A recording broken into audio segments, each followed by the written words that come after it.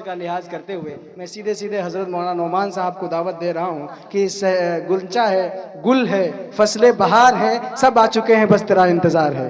Dies پر حضرت مولانا نعمان صاحب آئے اور اپنی دعا کے ساتھ اس جلسے کا اقدام کر دیں۔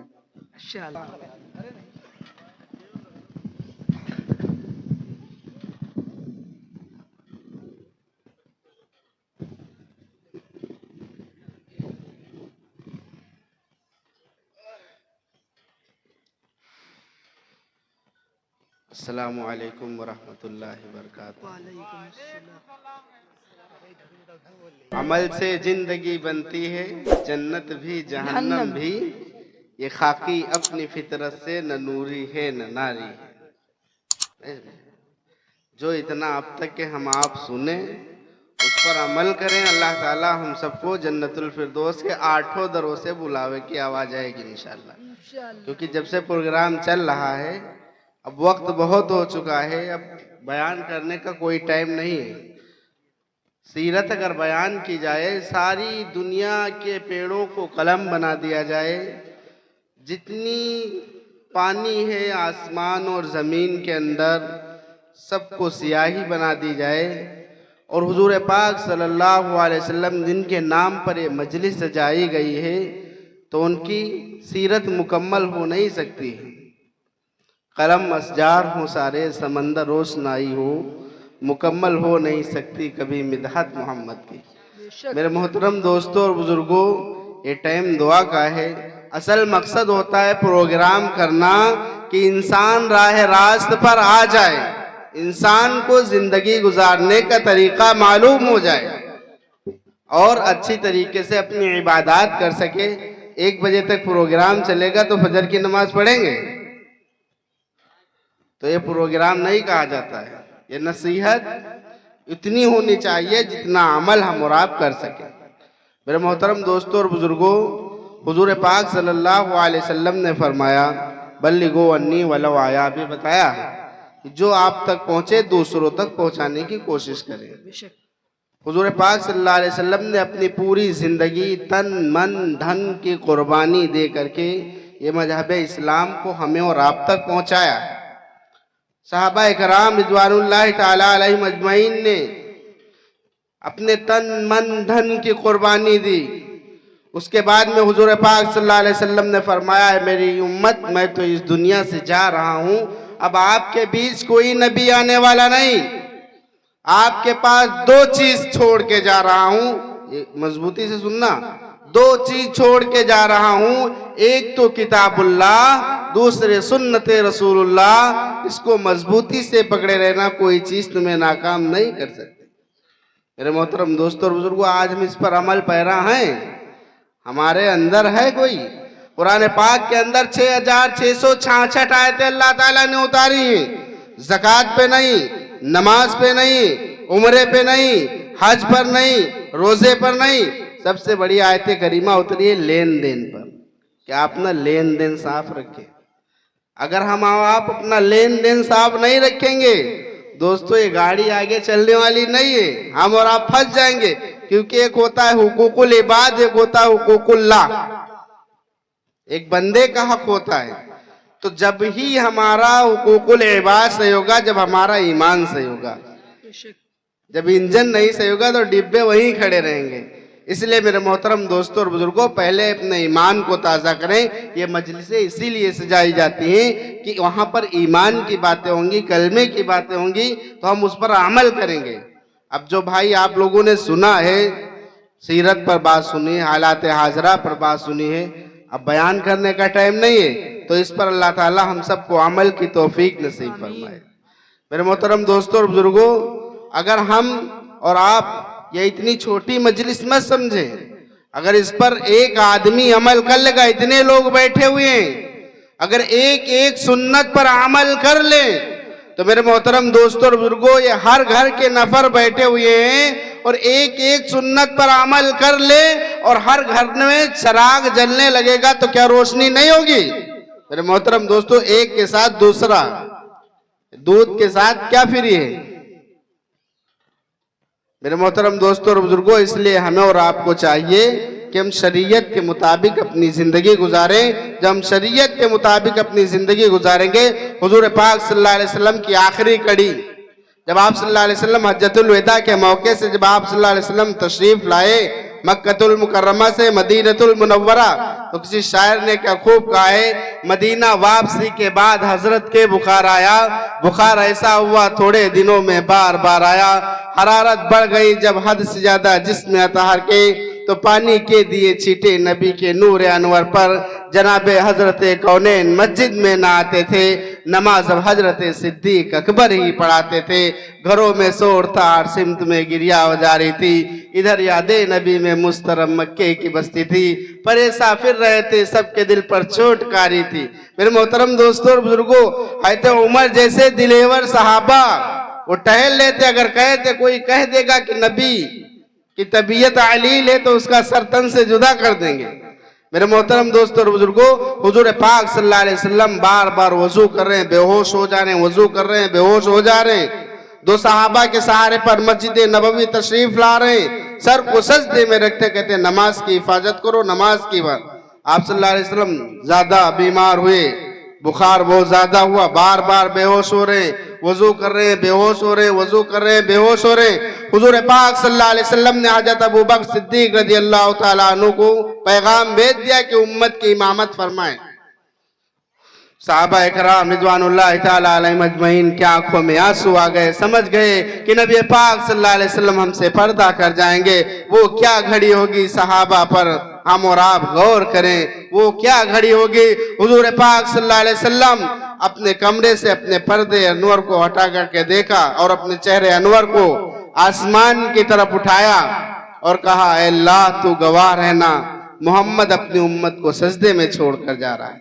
میرے محترم دوستوں اور بزرگوں، حضور پاک صلی اللہ علیہ وسلم نے ہمیں سجدے کی حالت میں چھوڑا ہے، جوئے خانوں میں نہیں چھوڑا، شراب خانوں میں نہیں چھوڑا ہے، کسی غیر روح کا سامنے سجدہ کرتے ہوئے نہیں چھوڑا ہے. کرتے ہوئے چھوڑا ہے تو صرف اللہ کے سامنے سجدہ کرتے ہوئے. اس لیے میرے محترم دوستوں اور بزرگوں، ہمیں آپ کو چاہیے اپنے لباس کو، اپنی چال کو، اپنے اہل و عیال کو سنت کے مطابق بنا لیں تو میرا جینا بھی، میرا دنیا میں آنا سارا مقبول ہو جائے گا. اللہ تعالیٰ نے اس دنیا کے اندر اشرف المخلوقات آپ کو بنایا ہے، 18,000 مخلوقات کا ڈرائیور بنایا ہے، ساری چیزیں آپ کے لیے مہیا کر دی. آپ جس سے چاہے کھائیں، جو چاہیں پہنیں، جو آپ کے کسی کام کے لائق اس میں یوز کریں. اس کے بعد میں اللہ تعالیٰ نے ہم کو 6 فٹ کا انسان بنا دیا ہے، تو کیا بغیر مقصد کے بنایا ہے؟ اللہ تعالیٰ نے دنیا میں کوئی چیز بغیر مقصد کے لیے نہیں بنائی.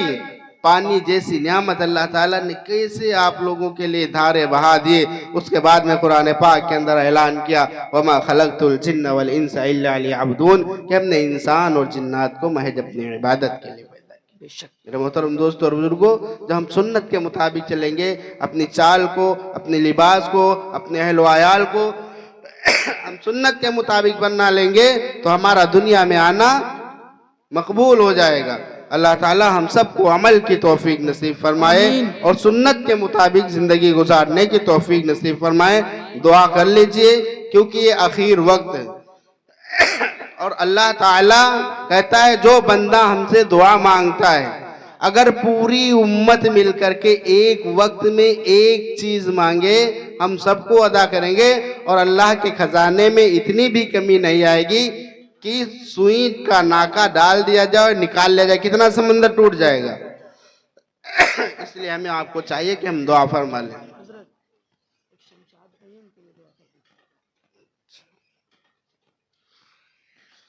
اللہم صلی علی محمد وعلی آل محمد کما صلیت علی ابراہیم وعلی آل ابراہیم انکا حمید مجید. ربنا ظلمنا انفسنا وإن لم تغفر لنا وترحمنا لنكونن من الخاسرین. لا الہ الا انت سبحانک انی کنت من الظالمین. اللہم انی اعوذ بک من الاربع، من علم لا ينفع ومن قلب لا يخشع ومن نفس لا تشبع ومن دعاء لا يسمع. اللهم حبب إلينا الإيمان وزينه في قلوبنا وكره إلينا الكفر والفسوق والعصيان واجعلنا من الراشدين. اللهم طهر قلبي من النفاق وعملي من الرياء ولساني من الكذب وعيني من الخيانة فإنك تعلم خائنة الأعين وما تخفي الصدور. اللهم صل على محمد كلما ذكره الذاكرون كلما غفل عن ذكره الغافلون. أصبحنا وأصبح الملك لله أمسينا وأمسى الملك لله والحمد لله ولا إله إلا الله والله أكبر ولا حول ولا قوة إلا بالله العلي العظيم. بسم الله الذي لا يضر مع اسمه في الأرض ولا في السماء وهو السميع العليم. اللهم إني أسألك الهدى والتقى والعفاف والغنى. اللهم إني أسألك حبك وحب من يحبك وحب عمل يقرب إليك. اے اللہ ہم سب کے گناہوں کو معاف فرما. اے اللہ ہم سب کی لغزوں کو تاہیوں کو درگزر فرما. اے اللہ ہم سب کے سیئات کو حسنات سے مبدل فرما. اے اللہ ہم سب کا اعمال نامہ داہنے ہاتھ میں عطا فرما. اے اللہ بغیر حساب کتاب کے داخلہ جنت کا متعین فرما.